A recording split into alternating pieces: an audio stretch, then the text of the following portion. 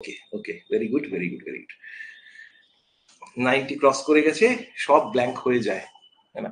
মাঝে মাঝে এরকম হয়, মাঝে মাঝে এরকম অ্যাপে সব লোড ফোড থাকে বোধহয়। ঠিক আছে, আজকেও ওকে okay, very good very good. ঠিক আছে, আজকে আমরা যে টপিক নিয়ে আলোচনা করব, গুড ইভিনিং স্যার। স্যার ওই লেখাটা লিখছি, আজকের ক্লাসটা প্লিজ গ্র্যান্ড করবেন, আমি রেকর্ডেড করে নেবো। It's very tough for me, but deadline আছে। ওকে, ডেডলাইন আমি এক্সটেন্ড করে দিচ্ছি আজকে। ডোন্ট, ক্লাসে থাকাটাও খুব ইম্পর্টেন্ট। বিকজ আজকে একটা খুব বার্নিং টপিক নিয়ে আমরা আলোচনা করবো, আনএমপ্লয়মেন্ট, এবং বেশ কিছু নতুন জিনিসকেও অ্যাড করবো। নতুন জিনিসে মনে পড়লো যেটা, যে তোমাদের যে নোটস গুলো আমি সাধারণত দিয়ে থাকি, মনে করো পিএসসি মিসলেনিয়াসে আমি অক্টোবরে ইনফ্লেশনের নোট দিয়েছিলাম। আজকে আবার ইনফ্লেশনের নোট কিছুটা চেঞ্জ হয়ে গেছে, হ্যাঁ না? বা বেসিক ফিচার্স তোমরা যে নোটটা পেয়েছিলে, বা যারা এর আগে নোট পেয়েছো, আজকে আবার সেই নোটটার মধ্যে নতুন ডেটা ঢুকেছে। সুতরাং economy is a very dynamic subject and it keeps on changing. সুতরাং এই যে আপডেটেড ইয়েগুলোকে আমি চেষ্টা করি আমার নোটের মধ্যে আপডেট করে আপডেটেড ভার্সনটা তোমাদের সঙ্গে শেয়ার করে দেওয়ার জন্য।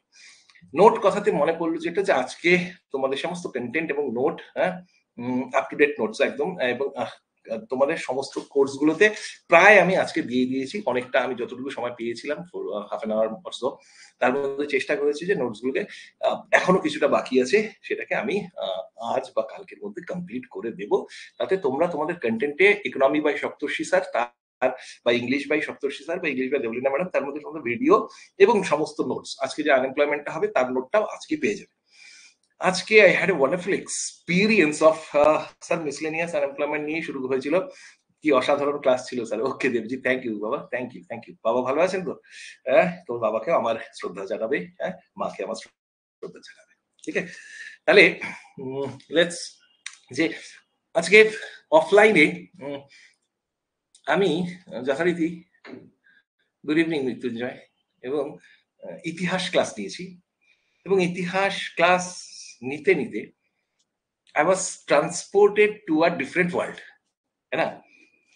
এবং আমার এটা, this is my opinion, absolutely mine, যে আমার মেবি মেবি মেবি জীবনের সেরা ক্লাস আমি আজকে অফলাইনে নিয়েছি। এটা আমি জানি না যে যারা যারা ক্লাস করেছে আজকে অফলাইনে হিস্ট্রি ক্লাসটা, তারা বলতে পারবে যে তাদের কিরকম লেগেছে। বাট গুড ইভিনিং তোমাদেরকে, নতুন যারা জয়েন করলে। বাট আজকে আমাদের this was the best. Shantanu বলছে কাঁদছিলাম, বুঝলেন কি করে? বেস্ট, খুব মিস করেছি। আজকে ক্লাসটা এরকম হয়েছে, যে ক্লাসের মধ্যে ছেলেমেয়েরা অনেকেই আমি দেখছিলাম যে কাঁদছে। মানে ইট ওয়াজ সাচ অ্যান, মানে বলে না, এক সময় মানুষের কোনো জিনিসকে, ইফ ইউ লাভ ইট, হ্যাঁ না, you become so much passionate about it, যে ইতিহাস তো আমি সেরকম করেই পড়েছিলাম। এবং এর ফলে আজকের টপিকটা ছিল যে রেভলিউশনারি অ্যাক্টিভিটিস ইন 1920s, এবং মূল আলোচনা ছিল ভগৎ সিং এর ফিলোসফি, এবং তার সঙ্গে মাস্টারদা সূর্য সেন, এবং তার হাত ধরেই এসছে কত বড় বড় মানুষের কথা, রামপ্রসাদ বিসমিল, তারপর চন্দ্রশেখর আজাদ, প্রীতিলতা ওয়াদ্দেদার, যতীন দাস। মানে যতীন দাসের মৃত্যু, বা ভগৎ সিং এর যে ডেথ, আজকে ওদের সঙ্গে আমি কিছু ছবিও শেয়ার করেছি। ফার্স্ট টাইম আমি কোনো মেটেরিয়ালকে ইউজ করেছি, কোনো নোটস নয়, কিচ্ছু নয়, তাই না? আজকে ওদের কিছু মেটেরিয়ালসকে শেয়ার করছিলাম, কি বলতো, ভগৎ সিং এর ডেথ সার্টিফিকেটটা মেটেরিয়ালকে শেয়ার করছিলাম, যে যতীন দাস 63 দিন অনশনের পরে, হাঙ্গার স্ট্রাইকের পরে 64 দিন যখন মারা যাচ্ছেন, তার যে শরীরটা, নিথর দেহ, সেই ছবিটা।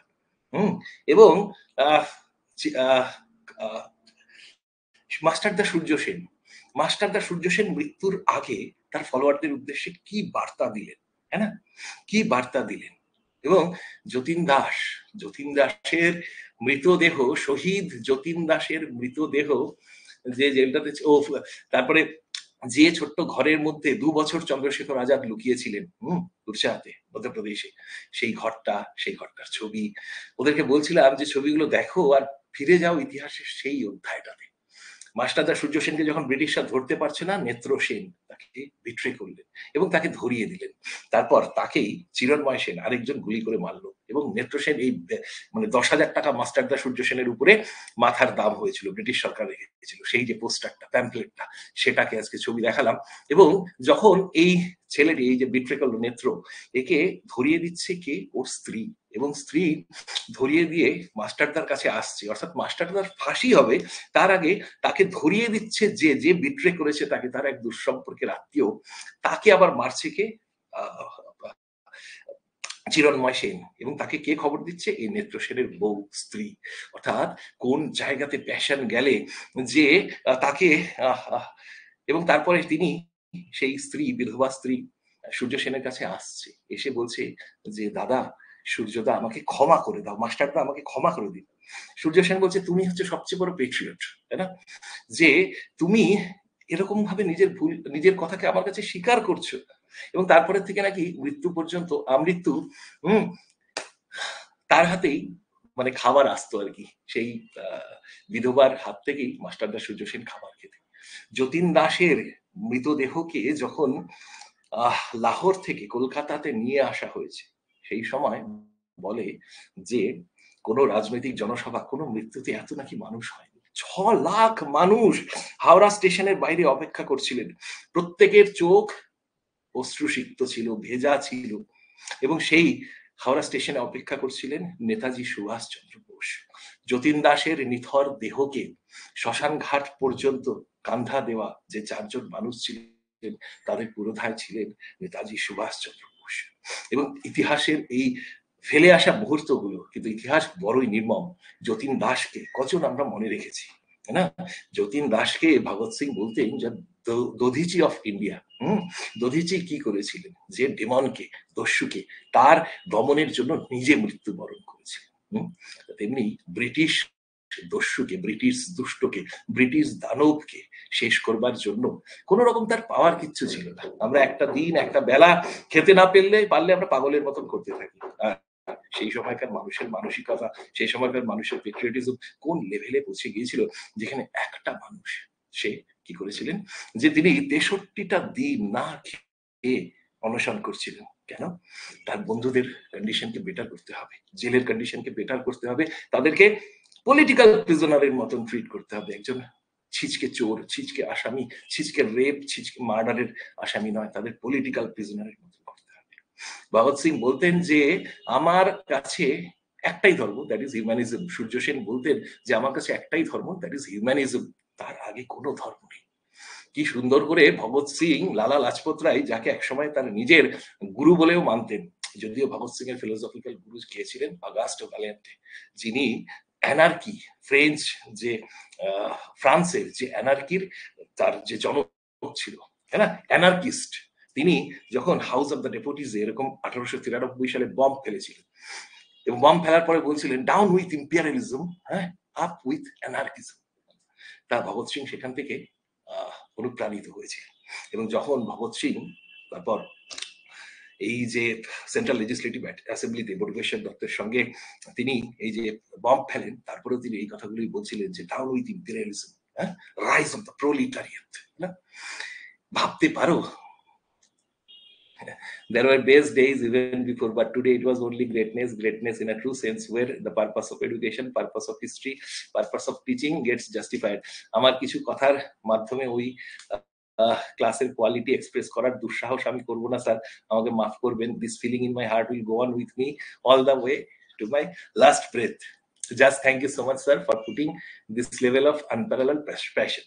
যেটাকে তুমি ভালোবাসবে সেটা প্যাশন দিয়ে যদি না করো, এই চ্যাপ্টার গুলো, ইতিহাসের এই জায়গাগুলো আমি যদি প্যাশন দিয়ে না পড়াই, শুধুমাত্র তোমাদেরকে প্রশ্ন উত্তর পরীক্ষাতে আসবে বলে করাই, তাহলে হয়তো আমি জাস্টিফাই করতে পারবো না। আজকের ডেটে যখন আমরা 12ই জানুয়ারিকে শুধুমাত্র 12ই জানুয়ারিকে আমরা যদি শুধুমাত্র স্বামী বিবেকানন্দর জন্মদিন হিসাবে মেনে নিই বা পালন করি, তাহলে হয়তো মাস্টারদা সূর্য সেন, যার ফাঁসি সেম ডেতে হয়েছিল, তার প্রতি, সেই মহান পেট্রিয়টের প্রতি আমরা জাস্টিফাই করতে পারবো না, হ্যাঁ না? যতীন দাস কবে মারা গেছিলেন, ভগৎ সিং এর জন্মদিন কবে, ভগৎ সিং এর মৃত্যুদিনকে তো শহীদ দিবস হিসেবে আমরা পালন করছি, হ্যাঁ না? কিন্তু তখন তুমি ভাবতে পারো মাস্টারদা সূর্য সেন একটা ধুতি পাঞ্জাবি পরা একদম নিপাট ভালো মানুষ, ছাপোষা বাঙালি। তিনি যখন বক্তব্য রাখছেন অবাক হয়ে শুনছে কে? ১৬ বছরের একটা ছেলে, তাই না? আনন্দ গুপ্ত, অনন্ত সিং, তাই না? শুনছে একটা ১৪ বছরের মেয়ে সুনীতি চৌধুরী। সেই সুনীতি চৌধুরীর এতটাই দম ছিল যে তিনি তার আরেক বান্ধবী শান্তি ঘোষের সঙ্গে মিলে কি করলেন, যে তৎকালীন যিনি ব্রিটিশ ডিস্ট্রিক্ট ম্যাজিস্ট্রেট তাকে মেরে ফেললেন, তাই না? এতটাই দম ছিল সেই ছোট্ট মানুষটার, যার he didn't have any muscles. Hmm? He didn't have any muscles, Master Sujyo Sen. But he had the passion.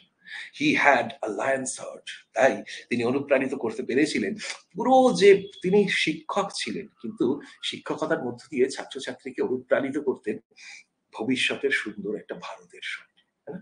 এবং তাই জন্য যখন জালালাবাদ হিলসে তার আশ্রয় নিলেন, তাই না, সেই ২২শে আগস্ট রাত্রিবেলা গোলাগুলি চলছে, কতগুলো ছাপোষা বাঙালি ছেলে মেয়ে যাদের কিচ্ছু নেই, শুধু দু চোখ ভরা স্বপ্ন রয়েছে, স্বাধীনতার স্বপ্ন, তারা গুলি চালিয়ে ৮০ জন ব্রিটিশকে মেরে ফেলছে। তাহলে তাদের দমটাকে ভাবো। প্রীতিলতা ওয়াদ্দেদার তখনও তারপরে বলছে না, অস্ত্রাগার লুণ্ঠন হয়েছে, এবার পাহাড়তলি ইউরোপিয়ান ক্লাব আবার দখল হবে। তারা সবকিছু ছেড়ে আনন্দে থাকতে পারতো, পালিয়ে গিয়ে থাকতে পারতো, বাট নো, প্যাশন এরকম, দেশভক্তি এমন, বলছে যে পাহাড়তলি ইউরোপিয়ান ক্লাব এবার আমরা দখল করবো। এবং দখল করছে কিভাবে, এবং তারা পর গিয়ে বাচ্চা বাচ্চা ছেলেগুলো তারা যাচ্ছে, হ্যাঁ না, গিয়ে আলটিমেটলি সেখানে প্রীতিলতা ওয়াদ্দেদারকে যখন ধরে ফেলা হচ্ছে, তখন কি করছে, ব্রিটিশদের হাতে সে ধরা পড়বে না, পটাশিয়াম সাইনাইড খাচ্ছে। চন্দ্রশেখর আজাদ, আজকে সেই ছবিটাকে শেয়ার করলাম যে এলাহাবাদ মিউজিয়ামে এখনো সংরক্ষিত রয়েছে, যে চন্দ্রশেখর আজাদের পিস্তলটাকে দিয়ে তিনি আত্মহত্যা করেছিলেন। কেন আত্মহত্যা করেছিলেন? ১৯৩১ সালে এলাহাবাদের যে সেন্ট্রাল পার্কে, যেটা এখন চন্দ্রশেখর আজাদ পার্ক হিসেবে পরিচিত, সেই পার্কে যখন ব্রিটিশরা তাকে ঘিরে ফেলেছে, তিনি একটা কথা বলেছিলেন যে ভারতবর্ষের সবচেয়ে মানে প্রচলিত রয়েছে যে ভারতবর্ষের সবচেয়ে বহুরূপী চরিত্র, অর্থাৎ যে সমস্ত ছদ্মবেশ নিতে পারে, বহুরূপী, হ্যাঁ না, তাকে কেউ ধরতে পারতো না। তিনি বলেছিলেন যে মুঝে পকড় পায়েগা, হ্যাঁ না, अंग्रेजों में इतना दम नहीं है। সারা জীবন সেটাই করেছিলেন, এবং যখন তিনি মারা যাচ্ছেন তখনও তিনি একটাই কথা করছেন যে আমাকে কেউ ধরতে পারবে না, ভগবানও না। সুতরাং আমি একমাত্র নিজেই নিজেকে ধরতে পারবো। So he kills himself with a bullet. সেটা তার মাথা ভেদ করে বেরিয়ে যাচ্ছে, হ্যাঁ, সেই যে পিস্তলটা এখনো রাখা আছে। ভগৎ সিং এর ডেথ সার্টিফিকেট কে তোমরা একবার স্টাডি করেছো? এত তো কি উল্টোপাল্টা বই দেখে তোমরা পড়ে থাকো, তাই না? ভগৎ সিং এর ডেথ সার্টিফিকেটের মধ্যে বলছে যখন একটা মানুষকে ফাঁসি কাঠে ঝুলানো হয়, তারপর হয়তো কয়েক সেকেন্ডের মধ্যে বডিটা ছটফট করতে করতে তার প্রাণ বায়ু বেরিয়ে যায়। ভগৎ সিংকে যখন ফাঁসি কাঠে ঝোলানো হচ্ছে, আফটার দ্যাট ইভেন 1 আওয়ার, পুরুষ সিংহ কাকে বলে, আমাদের মতো মর্টাল মানুষ, তারা তাদের যখন ওই পরিস্থিতি যখন হতো আর কি, যে কোনো সাধারণ মানুষের, তখন কি হয় যে maybe a few seconds, maybe a minute, বলছে যে তাকে ফাঁসি কাঠে ঝোলানোর পরে ১ ঘন্টা পর্যন্ত ডাক্তার এটা অ্যাসার্টেন করতে পারেনি যে এখনই তাকে ডেড প্রক্লেম করা হবে না, বিকজ তার মধ্যে এখনো প্রাণ আছে। অর্থাৎ ভগৎ সিং, তাই না, যে ২৪ বছর বয়সে তোমরা নিজেরা জীবনে কি করছো, ২৪ বছরে সারা ভারতবর্ষকে, সারা বিশ্বর ইতিহাসকে চেঞ্জ করে দিয়েছিল এক পাঞ্জাবি যুবক, যে তাকে ফাঁসি কাঠে ঝোলানোর পরেও তার ১ ঘন্টা নাকি তার মধ্যে জান বেঁচেছিল। পুরুষ সিংহ আর কাকে বলবে, ভগৎ সিংকে ছাড়া, তাই না? তাহলে এই ভগৎ সিং যাকে নাকি স্টালিন পর্যন্ত ইনভাইট করেছিলেন, ইতিহাসে অনেক পাতাকে হয়তো মুছে ফেলা হয়েছে। কথিত আছে যে শৌকত উসমানী, যিনি তাশকেন্তে কমিউনিস্ট পার্টি অফ ইন্ডিয়ার জন্ম দিয়েছিলেন ১৯২০ সালে, যেটা পরবর্তীকালে মুজফর আহমেদ, এস এন দাঙ্গে সকলে মিলে কানপুরে প্রতিষ্ঠা হয়েছিল, যে communist party of India, CPIM এর ১৯২০ সালে প্রতিষ্ঠার সময় থেকে, তখন থেকেই তাদের রাডারে একটা বাচ্চা ছেলের কথা থাকতো, যে বাচ্চা ছেলেটা জালিয়ানওয়ালাবাগের মর্মান্তিক হত্যাকাণ্ড মেনে নিতে পারেনি, কিন্তু সে অনেকগুলো কথা বলতো, তাই না? যখন আমরা ২১ বছর বয়সে, ২১ না ১৯ বছর বয়সে ১৯২৬ সালে আমরা যখন প্রায় কলেজে গিয়ে দুষ্টামি করি, বাদরামো করি, তখন উনি সারা পাঞ্জাবের কৃষককে, শ্রমিকদেরকে এক করবার জন্য, কারণ তিনি বলেছিলেন স্বাধীনতা কেমন স্বাধীনতা, স্বাধীনতা সোশ্যাল ইন্ডিপেন্ডেন্স, স্বাধীনতা পলিটিক্যাল ইন্ডিপেন্ডেন্স, স্বাধীনতা ইকোনমিক ইন্ডিপেন্ডেন্স, এবং সেই ইকোনমিক ইন্ডিপেন্ডেন্সকে, পলিটিক্যাল ইন্ডিপেন্ডেন্সকে, সোশ্যাল ইন্ডিপেন্ডেন্সকে পেতে হলে কি করতে হবে? Independence for the masses, by the masses, not by the classes. তাহলে অ্যাবলিশন অফ ক্লাস এবং রাইজ অফ দ্য মাসেস। তার জন্য তিনি কি করেছিলেন? পাঞ্জাব নওজওয়ান ভারত সভা প্রতিষ্ঠা করেছিলেন। বয়স তার কত? 19। যে বয়সটাতে আমরা নিজেদের ভবিষ্যৎকে নষ্ট করি, কত উল্টোপাল্টা কাজের মধ্যে দিয়ে ব্যস্ত থাকি। ভগৎ সিং এর কথা 1926 সালে বাইরে আলোচনা হচ্ছে। সিক্স কমিন্টার্ন কমিউনিস্ট ইন্টারন্যাশনালের যে সভা হচ্ছে, সেই সভার প্রেসিডিয়ামের মধ্যে কে কে ছিলেন? স্তালিন, শওকত ওসমানী, এবং সেইখানে হিন্দুস্তান সোশ্যালিস্ট রিপাবলিকান আর্মি, তার কথা হচ্ছে, একটা বাচ্চা প্যাশনেট ছেলের কথা হচ্ছে। তাহলে ভাবো, সেই সময় তো ওয়ার্ল্ডের দুটো ফোর্সের মধ্যে সবচেয়ে ইম্পর্টেন্ট একটা জায়গা কিন্তু ইউএসএসআর, রাশিয়ান রিভলিউশন। সেই রাশিয়ার সবচেয়ে বড় যে, যদিও I really dislike this person Stalin তার লাইফকে পড়বার পরে, বাট সেখানে কথা হচ্ছে কার? একটা 19 বছরের বাচ্চা ছেলের, যার চোখে আদর্শ স্বপ্ন ছাড়া কিচ্ছু নেই। তিনি বলেছিলেন, why I am an atheist. কেন তিনি এথিস্ট ছিলেন? কেন তিনি নাস্তিক ছিলেন? কারণ ভগবান মানুষে মানুষে বিচ্ছেদ তৈরি করে। কাকরি হত্যাকাণ্ড কে ছিল গো মানুষটা? একজন রামপ্রসাদ বিসমিলের পাশে আর কাকে সাজা হয়েছিল? রোশন সিং, রাজেন্দ্র লাহিড়ী, আর কার? আশফাকুল্লাহ খান। তাহলে ভারতবর্ষের স্বাধীনতাকে যখনই হিন্দু মুসলিম এই টোনটা চলে আসতো, তিনি সবার আগে ঘৃণা করতেন সেটাকে। যে লালা লাজপত রায় তার এক সময় মন্ত্রগুরু ছিলেন, সেই লালা লাজপত রায়, তাকেও তিনি বিরোধিতা করেছিলেন। কিরকম ভাবে বিরোধিতা করেছিলেন? তোমার আমার মতন সস্তা বিরোধিতা নয়। তিনি বলেছিলেন যে রবার্ট ব্রাউনিং যেরকম উইলিয়াম ওয়ার্ডসওয়ার্থের বিরোধিতা করেছিলেন, রবার্ট ব্রাউনিং যখন লিবার্টি, যে মডার্নিজমের কথা বলছেন, তখন উইলিয়াম ওয়ার্ডসওয়ার্থ তার সেই পুরনো স্টাইলটাতেই ফিরে যেতেন এবং নতুন কবিদের, নতুন লেখকদেরকে তিনি অপছন্দ করতেন। তা লস্ট লিডার বলে সেই সময় রবার্ট ব্রাউনিং এর একটা লেখা রয়েছে, যার মধ্যে তিনি বলেছিলেন ওয়ার্ডসওয়ার্থ সম্পর্কে যে for a handful of silver he left us, অর্থাৎ সামান্য কিছু লোভে, অর্থের লোভে তিনি আমাদের ছেড়ে চলে গেলেন, না? তেমনি ভগৎ সিং নিউ জেনারেশনের নেতা, তিনি পাঞ্জাব কেশরী লালা লাজপত রায় সম্পর্কেও বলতেন, যেহেতু লালা লাজপত রায় তার ক্যারিয়ারের শেষ দিক, তার জীবনের শেষ দিকে সম্পূর্ণভাবে কি হয়েছিলেন? যে মুসলিম বিরোধী হয়ে গিয়েছিলেন। সেই জন্য তিনি বলেছিলেন, একটা প্যাম্পলেট প্রকাশ করেছিলেন সেই লস্ট লিডার বলে ব্রাউনিং এর লেখাটাকে দিয়ে, এবং পুরোটা জুড়ে তিনি এই ব্রাউনিং এবং ওয়ার্ডসওয়ার্থের সমালোচনা করেছিলেন। একটা তিনি লালা লাজপত রায়ের নাম নেননি, শুধু মানুষকে বুঝিয়েছিলেন যে আমি ওনাকে কিরকম অপছন্দ করি, উপরে লালা লাজপত রায়ের একটা ছবি দিয়েছিলেন। এই লালা লাজপত রায় যখন সামন কমিশনের বিরোধিতা করতে গিয়ে তার মাথায় লাঠিচার্জ করা হয়, এবং সেই লাঠিচার্জ করেছিলেন জেমস স্কট, তখন ভগৎ সিং, চন্দ্রশেখর আজাদ একটা বাইকে চেপে তার প্রতিশোধ দিতে চান। অর্থাৎ যে গুরুকে একসময় তিনি হয়তো অপছন্দ করা শুরু করেছিলেন, কিন্তু সেই গুরুর মৃত্যুকে তিনি বরদাস্ত করতে পারেন। And that time he revolted by killing James স্কটকে মারতে গিয়েছিলেন, কিন্তু মেরে ফেলেছিলেন সন্ডার্সকে। And that became the Lahore conspiracy case. তাহলে লালা লাজপত রায়ের সঙ্গে তার বিরোধিতা থাকতে পারে, কিন্তু লালা লাজপত রায়কে মারবার জন্যই তাকে লাহোর কনস্পিরেসি কেসে ফাঁসিতে চড়তে হয়েছিল। অর্থাৎ মৃত্যু কোথায় গিয়ে, জীবনের অন্য প্রান্তে গিয়ে হয়তো ভগৎ এবং লালাকে এক জায়গাতে মিলিয়ে দিয়েছিল। এই প্যাশনটা যদি তোমরা পড়ার মধ্যে না আনতে পারো, তাহলে কাকরি হত্যাকাণ্ড যখন তোমরা ভাবতেও পারবে না যে কি করে কাকরি একটা ছেলের কাছে বন্দুকটা রাখতে দিয়েছে আশফাকুল্লাহ, না? যখন সেই যেটার মধ্যে টাকাটা রয়েছে, কত টাকা? 8,000 টাকা। তোমরা বলবে 8,000 টাকার জন্য এরা এত বড় ব্যাংক ডাকাতি করছে? নো, 8,000 টাকাটার ভ্যালু তখনকার 8,000 টাকা আজকের দিকে মেবি শয়ে হাজার হাজার কোটি টাকা, তাই না? সেই টাকাটার ভল্টটাকে যখন খুলছে আশফাকুল্লাহ, তার বন্দুকটাকে দিয়েছেন কার হাতে? এই বাচ্চা ছেলেটার হাতে, মনমথনাথ গুপ্ত, তাই না?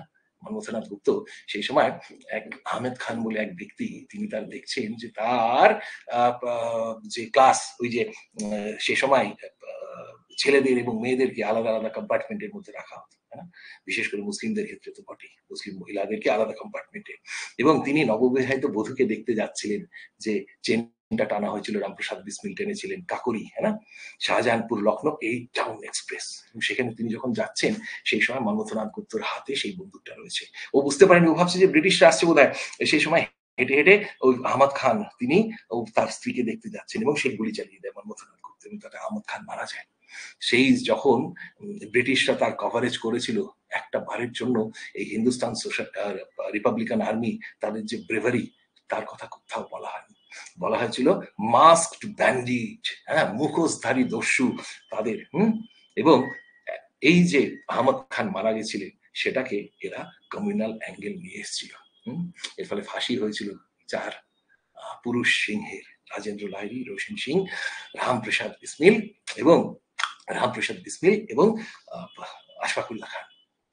এই যে তার লেখা গান सरफरोशी की तमन्ना अब हमारे दिल में है, देखना ये जोर कितना बाजुए कातिल में है, এটা তালকোটলাতে ফিরোজ শাহ কোটলাতে 1928 সাল, है ना, भगत सिंह, चंद्रशेखर आजाद, सुखदेव, राजगुरु সবাই মিলে তারা গানটাকে করছেন to pay respect to the departed soul of Ramprasad Bismil. Ramprasad Bismil নামটার মধ্যেই তোমরা দেখো একদিকে রামও রয়েছে আর একদিকে বিসমিল, অর্থাৎ বিসমিল্লাহ, ভগবানের কাছে যে নিজেকে সমর্পণ করেছে বা আল্লাহর কাছে নিজেকে সমর্পণ করেছে, রামপ্রসাদ বিসমিল। তাহলে কমিউনালিজমের বিরুদ্ধে ভারতের যে বিস্তৃত যে ইতিহাস বা ভারতের কিছু ব্যক্তিত্ব, তাদের যে ত্যাগ, তাদের যে স্বার্থত্যাগ, আত্মত্যাগ বা জীবনের বলিদান, সেটা কতটা বড় লড়াই ছিল, ইতিহাসকে না পড়লে, ইতিহাসের বিউটিকে অনুধাবন না করলে হয়তো তোমাদের কাছে শুধু এই প্রশ্নপত্র বা প্রশ্ন এবং মাল্টিপল চয়েসের উত্তর হিসেবেই থেকে যাবে। বাট যদি ভগৎ সিংকে মাল্টিপল চয়েসের আনসার হিসেবে দেখো, আমার মনে হয় তোমরা জীবনে কিচ্ছু করোনি, তাই না? আমরা জীবনে যখন জন্মাই তারপরে থেকে আমরা কোথায় এগোতে থাকি? মৃত্যুর পথে এগোতে থাকি। এভরি ডে আমরা বাঁচছি না মৃত্যুর দিকে এগোচ্ছি, তাই না? ওয়ান্স উই আর বর্ন, আমরা দুটো কাজ করি। কি করতে থাকি? যে আমরা ধীরে ধীরে মৃত্যুর দিকে এগোতে থাকি, অর্থাৎ উই আর ডাইং। তাহলে what can differentiate us from others, যেটা আমাদের এই পেট্রিয়টসরা, মার্টিয়ার্সরা তারা বোঝাতে পেরেছিলেন যে there are two ways of leading your life. One is by dying. Every day you are dying, है ना? और two, by living the life. সেই লাইফটা ভগৎ সিং এর যে 24 বছরের জীবন ভারতের ইতিহাসের হয়তো রূপরেখাকেই বদলে দিয়েছে। তাহলে কারো গ্রেটনেস ইয়ার দিয়ে হয় না, ডিডস দিয়ে হয়, যেটা ভগৎ সিং বা সূর্য সেন, মাস্টারদা সূর্য সেন মাত্র 40 বছর বয়সে চলে গিয়েছিলেন, বা প্রীতিলতা ওয়াদ্দেদার মাত্র 21 বছর বয়সে চলে গিয়েছিলেন, তাই না? তাদেরকে দিয়ে হয়। এমন ভক্তি ছিল সূর্য সেনের কণ্ঠে যে তিনি ডাকলে একটা 16 বছরের বাচ্চা পর্যন্ত সাড়া দিত। কি ছিল তার শরীরে? একটা সাধারণ নিপাট বাঙালি, একটা ধুতি, একটা পাঞ্জাবি আর মাথায় গান্ধী টুপি, সেটা দিয়েই তিনি লড়াই করতেন মাস্টারদার মতো। কি এমন ডাক ছিল? আজকে বলছিলাম যে শাহরুখ খানের স্বদেশ সিনেমাটা অনেককে নাড়িয়ে দিয়েছে, কিন্তু একজনকে নাড়িয়ে দিয়েছিল যিনি একজন নাসার সায়েন্টিস্ট ছিলেন। তার নাম ছিল doctor Bedabrata Pain, was a scientist working in NASA. তিনি স্বদেশ দেখে ভাবলেন যে আমিও তো এরকম কাজটাকে ছেড়ে দিতে পারি, নাসার কাজটাকে, এবং করে আমি দেশে এসে দেশের জন্য কিছু করতে পারি। He started working on the এই যে মার্টিয়ার্সদের, পেট্রিয়টসদের, এই বীরদের বলিদানের উপরে কাজ করা শুরু করেন। হি ডিরেক্টেড আ মুভি চিটাগাং বলে, না, যার মধ্যে এই মনোজ বাজপেয়ী মাস্টারদার রোলটা করেছিলেন, না? এই বাচ্চা বাচ্চা ছেলেমেয়েগুলোকে, তাদের ক্যারেক্টারগুলোকে দেখানো হয়েছে। খুব বাজে একটা সিনেমা রয়েছে আশুতোষ গোয়ারিকার, যিনি স্বদেশের মতন একটা মাস্টারপিসকে ডাইরেক্ট করেছিলেন, তার হাত থেকে খেলে হাম জিজান সে। এগুলোকে দেখো না কখনো, বাট দেখো, একটা হিস্ট্রিকে জানতে হলে, পড়তে হলে কিছু মুভিজ ডেফিনেটলি তোমাকে সাহায্য করতে পারে। I suggest legend of Bhagat Singh by Ajay Devgan. কখনোই ওই সানি দেওয়ালের হাস্যকর মুভিটা নয়। Legend of Bhagat Singh by Ajay Devgan, Rang De Basanti, Aamir Khan অনবদ্য অভিনয়, এবং চিটাগাং বাই মনোজ বাজপেয়ী, তাই না? এবার মোটামুটি এবং ধরো আমি ক্লাসে পড়ানোর সময় হোয়াট এভার আই শেয়ার, হ্যাঁ না, this is actually research work, তাই না? Research work. ইটস নট যে আমি তোমাদেরকে কয়েকটা এমসিকিউ পড়াবো, পরীক্ষাতে তোমরা কমন পাবে, তার জন্য I do not prepare my students, হ্যাঁ না? I have a completely different ideology, psychology, philosophy of teaching. সেটা তোমাদেরকে মানুষ হিসাবে সমৃদ্ধ করা, যে তোমরা বলতে পারো যে এই ক্লাস থেকে আমি কিছু নিয়ে বেরোতে পেরেছি।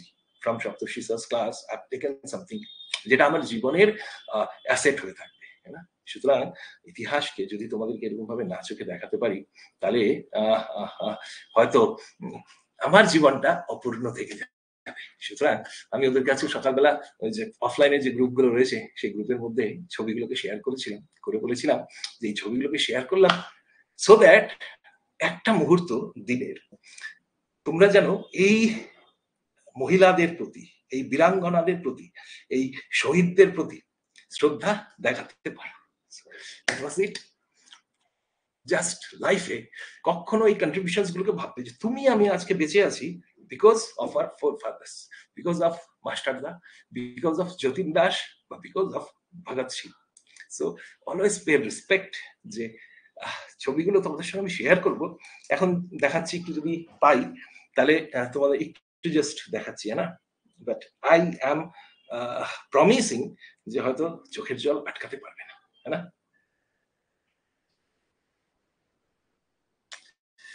Okay, I'll show some of the photos.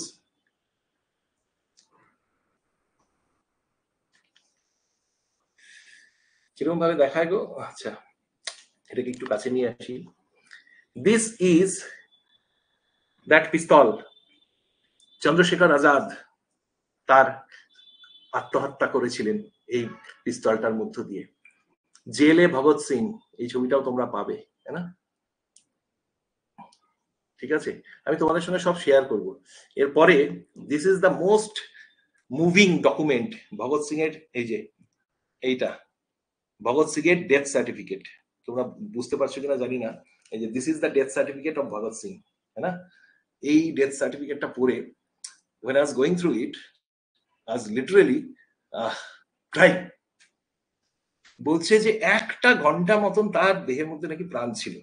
ভাবতে পারো যে বীর কাকে বলে, বলিদান কাকে বলে, তাই না? এন্ড আরো দেখো, মাস্টারদা সূর্য সেনের মাথার উপরে 10,000 টাকা, এইটা তোমরা ছবি বুঝতে পারছো কিনা? মাস্টারদা সূর্য সেনের 10,000 টাকা তার মাথার দাম, ব্রিটিশ সরকারের পাবলিশ করা, হ্যাঁ, তার বিরুদ্ধে তার নামে বেরিয়েছে, যেটা দেখে নেত্র সেন তাকে বিট্রে করলেন। যখন মাস্টারদা সূর্য সেন সেই provincial revolutionary government Indian Republican army দ্বারা চট্টগ্রামের বাইরে জালালাবাদ হিলসে, চট্টগ্রাম আরমারির বাইরে বন্দে মাতরম বলে তারা যখন, সবচেয়ে অবাক লাগে যে ভারতবর্ষে কোনো লাহোরে নয়, ভারতবর্ষে প্রথমবারের জন্য স্বাধীন ভারতের জয়গান গাওয়া হয়েছিল এই চট্টগ্রামে, সেটা করেছিল একজন বাঙালি। এখন ভাবলে গায়ে কাটা দেবে যে সেই ধুতি পাঞ্জাবি পরা বাঙালির কতটা বড় সামর্থ্য ছিল, শক্তি ছিল, বা মানসিক কতটা জোর ছিল। এই সেই ছবি যেটা দিয়ে সেই চট্টগ্রাম অস্ত্রাগার লুণ্ঠনের পরে, হ্যাঁ, তারা সেখানে ইন্ডিয়ান রিপাবলিকান আর্মি সে সময় সেই ছোট্ট খাট্ট মানুষটা তিনি হেঁটে যাচ্ছেন, আর সারা সমস্ত ওই সেই 16 বছরের বাচ্চার থেকে প্রীতিলতা ওয়াদ্দেদার থেকে বীণা দাস থেকে প্রত্যেকে তাকে স্যালিউট করছে, না? যে স্বাধীন ভারতের একটা অন্তত স্বাধীন সরকার প্রতিষ্ঠিত হলো। হয়তো সেটা 2 দিন মাত্র টিকেছিল, 3 দিন মাত্র টিকেছিল, বাট এটা তো ইতিহাস যে চট্টগ্রাম অস্ত্রাগার লুণ্ঠন ভারতের স্বাধীনতার ইতিহাসে সবচেয়ে বিস্তৃত, বা কাকরি যে ব্যাংক কাকরি যে ট্রেন ডাকাতি, সেটা ভারতের ইতিহাসের সবচেয়ে ডিয়ারিং অ্যাক্ট। আমরা সিনেমার মধ্যে দেখি যে এরকম ভাবে আসছে, দস্যুরা আসছে মুখোশ পরে ঘোড়ায় চেপে। ভাবতে পারো রামপ্রসাদ বিসমিল, যিনি আদপে একজন কবি ছিলেন, তার ছবিটাও দেখাচ্ছি তোমাদেরকে, হ্যাঁ না, তার ছবিটা দেখাচ্ছি। এই যে রামপ্রসাদ বিসমিল, এরকম তার চেহারা ছিল।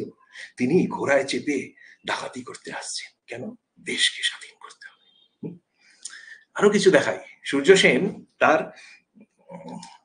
মৃত্যুর আগে, মানুষ তার মৃত্যুর আগে কি করে, হ্যাঁ না? মানুষ তার মৃত্যুর আগে সে অলরেডি মৃত্যুকে বরণ করে নেয়। মাস্টারদা সূর্য সেন, যাকে আমার মনে হয় ভারতের ইতিহাসের সবচেয়ে underrated মার্টিয়ার।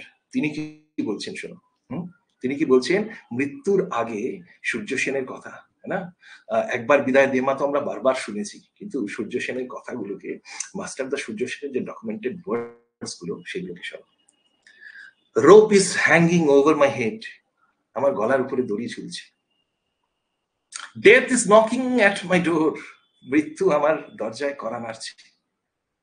At such a solemn moment, এই পবিত্র মুহূর্তে, what shall I leave behind for you, এই মুহূর্তে যেখানে আমার মাথার উপরে ফাঁসির দড়ি ঝুলছে, মৃত্যু করা নাড়ছে, এরকম এক পবিত্র মুহূর্তে আমি তোমার জন্য কি রেখে যাব, তোমাদের জন্য কি রেখে যাব, দেশের জন্য আমি কি রেখে যাব? Only one thing, that is my dream, a golden dream. শুধু একটাই জিনিস, যেটা আমার স্বপ্ন, ড্রিম অফ ফ্রি ইন্ডিয়া, স্বাধীন ভারতের স্বপ্ন। If you die before the goal is reached, তুমি যদি এই স্বপ্ন পূরণের আগেই মারা যাও, then give the charge of your further pursuit to your followers, তাহলে তুমি তোমার এই স্বপ্ন তোমার অনুগামীদের কাছে দিয়ে যাও, as I do today, যেটা আজ আমি মৃত্যু বরণের আগে করতে চাই। Onward my comrades, আমার সহযোদ্ধারা, এরপর থেকে never fall back. Onward my comrades, onward, never fall back. কোথায় জানো, এটা মনে হচ্ছে আমি তোমাদেরকেও বলছি। Onward my comrades, onward, never fall back. সামনের দিনে আর কখনো পেছনে তাকিও না। The day of bondage is disappearing. পরাধীনত্বের যে শৃঙ্খল, যে চেইন, পরাধীনত্বের যে গ্লানি, সেটা আস্তে আস্তে মুছে যাচ্ছে। And a dawn of freedom will be ushered in. এবং নতুন সূর্য, নতুন প্রত্যুষা, স্বাধীনতার প্রত্যুষের উদয় হচ্ছে। Be up and doing. ওঠো, কাজ করো। Never be disappointed. কখনো আশাহত হয়েও না। Success is sure. সাফল্য তোমার আসবেই। God bless you. ভগবান ঈশ্বর তোমার মঙ্গল করুক। তাহলে ইতিহাসকে তুমি যদি ওই সমস্ত বাজার চলতি বইয়ের বাইরে এই সমস্ত ডকুমেন্টস দিয়ে পড়তে পারো, তাহলে ক্ষমতা আছে ইতিহাসকে ভালো না লেগে থাকা। ইতিহাস এমনই একটা সাবজেক্ট যেটা আমাদেরকে ছোটবেলা থেকে শেখানো হয়। ওই তো বাবরের জন্ম মুখস্থ করা, বাট ইতিহাস, বাবর আকবরের জন্ম বা পানিপথের যুদ্ধের বাইরে অনেক ইতিহাস রয়েছে, এরকম কিছু ভুলে যাওয়া ইতিহাস।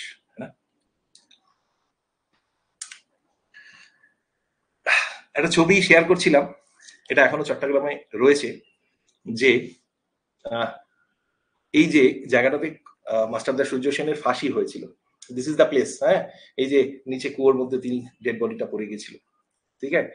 এই যে দেখো লেখা আছে, সংরক্ষিত ঐতিহাসিক নিদর্শন, 1934 সনে মাস্টারদা সূর্য সেনের ফাঁসির মঞ্চ। হ্যাঁ, দেখে গায়ে কাটা দিচ্ছে না? মনে হচ্ছে না যে বিষয়টাকে আরো ভালো করে পড়ি, এতদিন কি ছাটা কাজ করেছি, তাই না? দেখো, আমরা যাকে বীরত্ব বলি, ব্রিটিশরা কি বলতো? Must bandits, passenger shot dead. অথচ বীরত্বের কাহিনীটা পুরোপুরি ভুলে গেল, তাই না? লখনৌ ট্রেন হোল্ড আপ, ঠিক আছে। এরা আজকাল তো এআই এর কথা বলি, হ্যাঁ, আর্টিফিশিয়াল ইন্টেলিজেন্সের কথা বলি আমরা খুব, বাট আর্টিফিশিয়াল ইন্টেলিজেন্স কখনো তোমরা ভেবে দেখেছো যে আর্টিফিশিয়াল ইন্টেলিজেন্স দিয়ে তোমরা কি করছো আজকাল? বিরাট কোহলি 10 বছর পরে, 15 বছর পরে কেমন হবে এইসব করতে?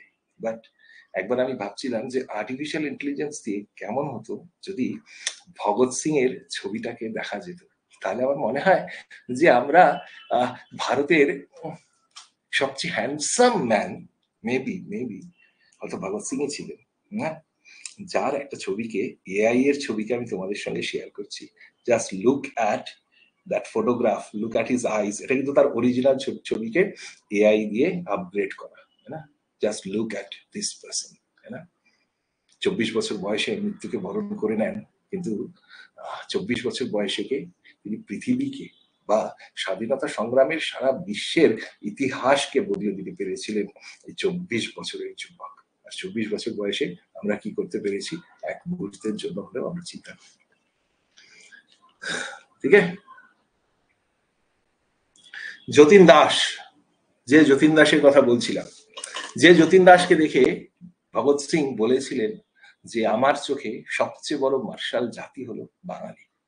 আমরা বলি যে এত কোটি মানুষকে, 7 কোটি মানুষ না কত কোটি মানুষ যে মানুষ করে রেখেছে, বাঙালি করে রেখেছে, মানুষ কর্মে বিধাতার কাছে বলি। আর ভগৎ সিং বলতেন যে বাঙালি হলো সেই জাতি যে গোপীনাথ সাহাকে দিয়েছে, গোপীনাথ সাহাকে দিয়েছে, যতীন দাসকে দিয়েছে, যে শচীন্দ্রনাথ সান্যালকে দিয়েছে, রাজেন লাহিড়ীকে দিয়েছে, মাস্টারদা সূর্য সেনকে দিয়েছে। তিনি বলতেন যে সবচেয়ে বড় মার্শাল রেস তো বাঙালি। আর আজকে আমরা বাঙালি যখন নিজের দিকে তাকাই, আমরা আটকে গেছি কোথায় যেন ওই 24 ঘন্টা এবিপি আনন্দর খবরের লাইভ চ্যাটে। ভগৎ সিং আজকের বাঙালিকে দেখলে কি বলতেন বলতো? তোমরা যখন সময় নষ্ট করো সেটা দেখলে মাস্টারদা সূর্য সেন কি বলতেন বলতো? ভগৎ সিং বলতেন যে আমার তো সময়ই নেই।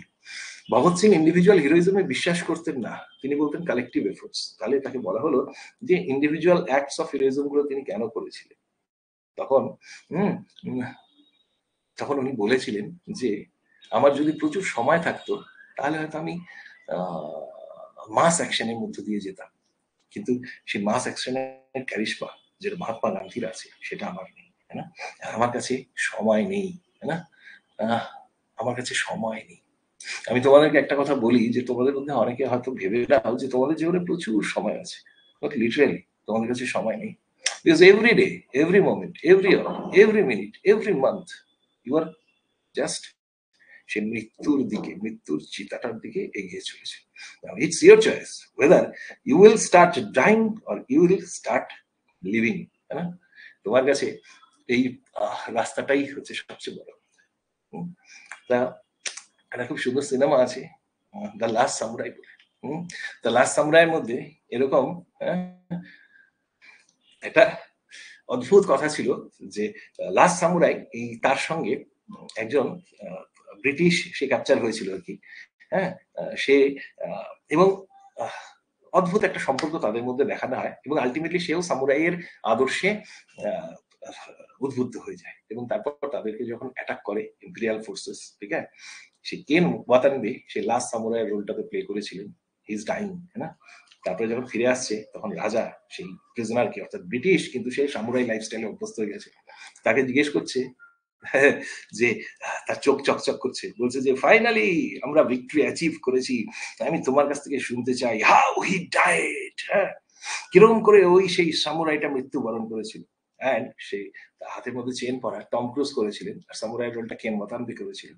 টম ক্রুজ দীপ্ত চোখে সোজা বডি মাথা উঁচু করে বলছে I'll never share with anyone how he died, but I'll always tell proudly how he lived, because whatever I am today, I've learned from his life. So I'll be sharing how he lived a grand life. So that is the way to interpret life. জীবনকে বিশ্লেষণের এটা হচ্ছে চোখ। তোমরা ঠিক করো যে everyday whether you want to die or you want to live every day.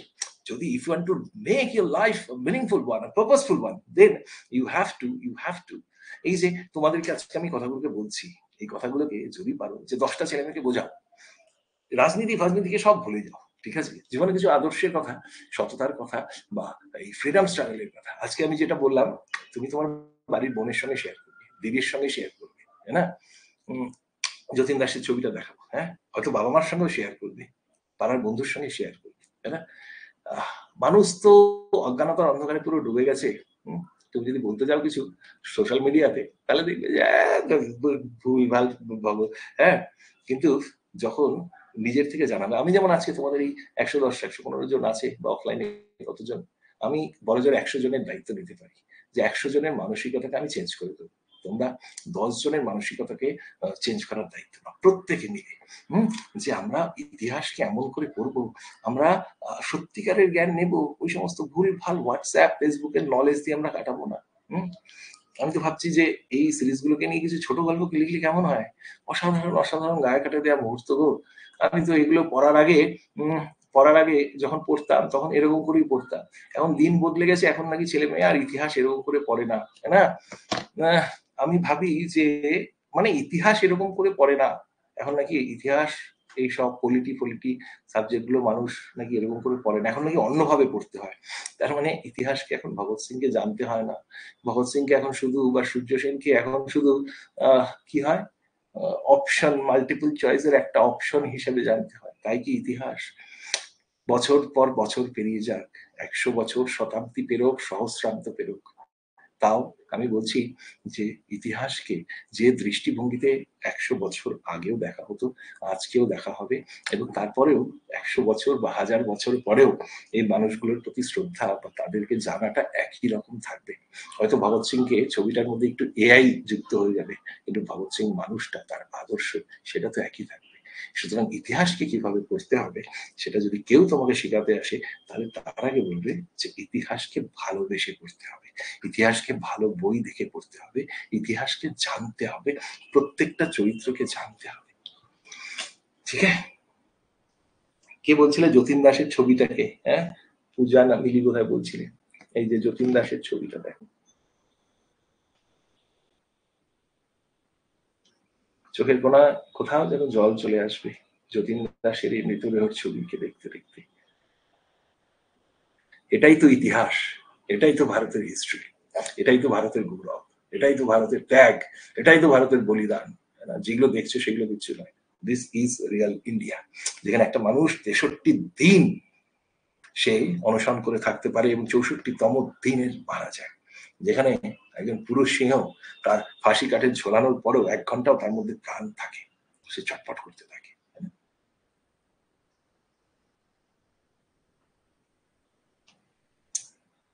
যেটা বলছিলাম সেই death certificate, death certificate, Bhagat Singh এর ডেথ সার্টিফিকেট, এই যে সেই ঘর, এই যে সেই ঘর, যে ঘরের মধ্যে চন্দ্রশেখর আজাদ তিনি কাটিয়েছিলেন তার 2 বছর মধ্যপ্রদেশের উড়িষ্যাতে, সেই ঘর 2 বছর কাটিয়েছিলেন। আমাদের বিছানা লাগিয়ে, বালিশ লাগিয়ে, গোল বালিশ লাগিয়ে, আর উনি একটা ইটের, জাস্ট জাস্ট দেখো ছবিটাকে, কখনো দেখবে, ইটের একটা কতগুলো ইট পাতা আছে, তাই না? সেই ঘরের মধ্যে ঘরটাকে অ্যাজ ইট ইজ সেরকম ভাবেই রাখা হয়েছে। এই দেখো, এই সেই বীণা দাস, এই সেই বীণা দাস যিনি গভর্নরকে মেরে দিয়েছিলেন, হ্যাঁ না, অত্যাচারী গভর্নরকে মেরে দিয়েছিলেন। এই সেই সুনীতি চৌধুরী যে তার বান্ধবী শান্তি ঘোষের সঙ্গে মিলে 14 বছর বয়সে ডিস্ট্রিক্ট ম্যাজিস্ট্রেটকে গুলি চালিয়ে হত্যা করেছে। তাই এদের দেখলে, এদের কথাগুলো পড়লে গুজবাম্পস আসবে না তো কিসে আসবে? সো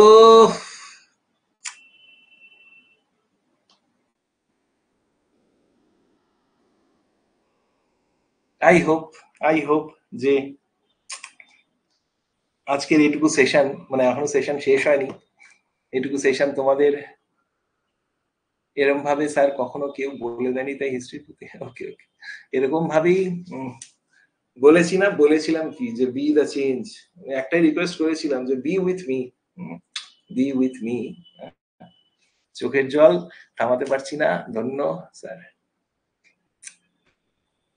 ঠিক আছে, so I hope I'll start another session of economy. ইকোনমিটাকে শেষ করতে হবে তো, শুধু এরকম ভাবে হিস্ট্রি নিলে আমি কালকে তোমাদের, আমি আসো ইয়ে না, যে আমি ভাবছিলাম যে ডেফিনেটলি উইথ দ্য কনসেন্ট এবং পারমিশন অফ আমাদের দেবাশিস স্যার, দেবাশিস স্যারকে আমি একটা একজন অথরিটি বলে মনে করি, হ্যাঁ, এবং আমাকে ইতিহাস পড়াতে গেলে আমি সবসময় বলবো যে দেবাশিস স্যারের আশীর্বাদ নিয়ে আমাকে পড়াতে হবে, ঠিক আছে?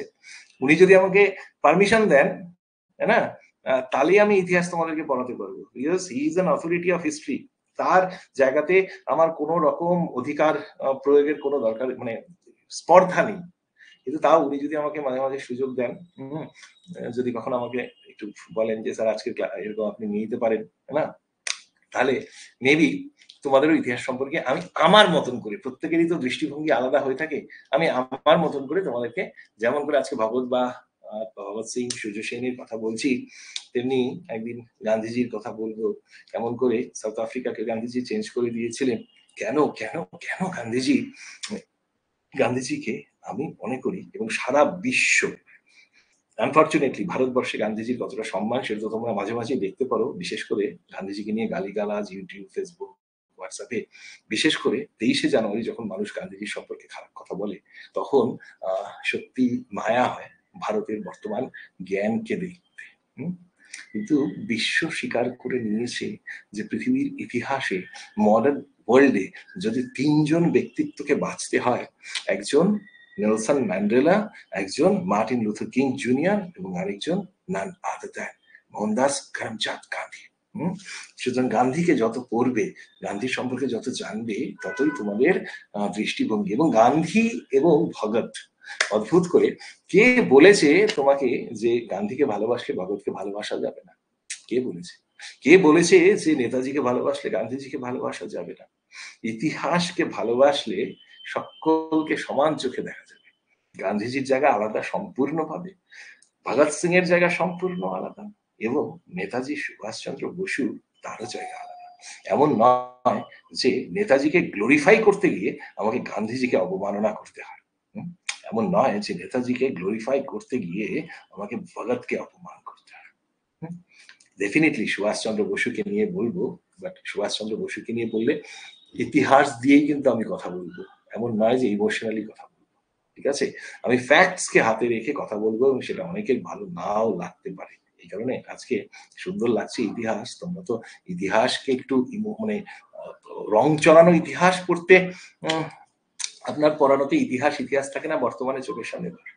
তাই যখন আমি সুভাষকে নিয়ে কথা বলবো, তখন আমি বলবো যে সুভাষ চন্দ্রের জীবনের মোস্ট গ্লোরিয়াস ফেজ কোনটা, বা সুভাষ চন্দ্র জীবনের সবচেয়ে বড় ব্লান্ডার কোনটা, বা বাবা আম্বেদকরের লাইফের ব্লান্ডার্স গুলো কি কি ছিল। ঠিক আছে, ইতিহাস পড়লে ভাই ডকুমেন্টস নিয়ে ফ্যাক্টস নিয়ে কথা বলতে লাগবে। আমি তো ওই হোয়াটসঅ্যাপ ইউনিভার্সিটির প্রফেসর না যে আমি তোমাকে যা খুশি বলে দেবো যে এই গান্ধী এই ছিল, সুভাষ এই ছিল, সুভাষ গুরুদেব ছিল, সুভাষ একদম থাকলে দেশ বদলে যেত। এই টাইপের অশিক্ষিতের মতন কথা আমি বলবো না কখনোই। আমি যেটা বলবো হিস্ট্রি দিয়েই বলবো, সেটা ধাপে ধাপে আসবে। আজকে যেমন করে ভগৎ এলো, একদিন এমন করে গান্ধী আসবে, এমন করে বল্লভভাই প্যাটেল আসবে। এমন নয় যে আজকের মতন হঠাৎ করে আমার মনে পড়েছে বল্লভভাই প্যাটেল বিশাল কাজ করেছে ভারতবর্ষের জন্য, সুতরাং বল্লভভাই প্যাটেলের মূর্তিকে দিয়েই আমাদের দেশের সবচেয়ে বড় স্ট্যাচুকে করতে হবে। ভগৎ সিং এর তো কোথাও কোনো স্ট্যাচু দেখি না। দেশের সবচেয়ে বড় স্বাধীনতা যে বীর, তাকে নিয়ে কোথায় স্ট্যাচু দেখি না? অবশ্যই বল্লভভাই প্যাটেলের স্ট্যাচুকে করবো।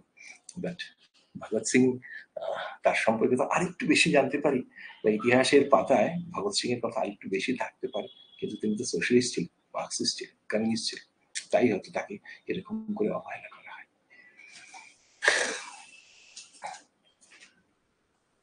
এখনকার মানুষ সবসময় ভার্সাসে পছন্দ করে। দিস ইজ দ্য রিজন যে এই ভার্সাস জিনিসটা আজকে এত বেশি চলে গেছে।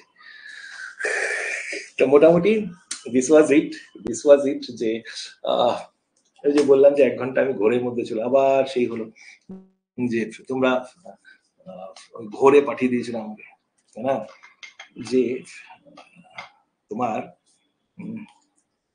সুফিজমকে পড়ে, যখন সুফি পড়বে, সুফি সন্তদের কথা পড়বে, সেটা পড়ে তোমার যদি গায়ে কাটা না দেয়, সুফি সন্তদের কথা পড়ে তোমার যদি চোখে জল না আসে, তোমার যদি ভক্তিজমকে পড়ে তোমার যদি গায়ে কাটা না দেয়, তোমার মনের ভেতরে যদি অদ্ভুত পবিত্রতা না অনুভব করো ভক্তিজমকে পড়ে, গান্ধীকে পড়ে তোমার যদি নিজের জীবনের ভুলগুলোকে কাটিয়ে উত্তরণের স্বপ্ন না দেখো, যদি ভগৎকে পড়ে তোমার চোখের কোনায় জল না জমা হয়, তাহলে আমার মনে হয় যে তুমি কিছুই পড়োনি, তুমি you are not guided properly.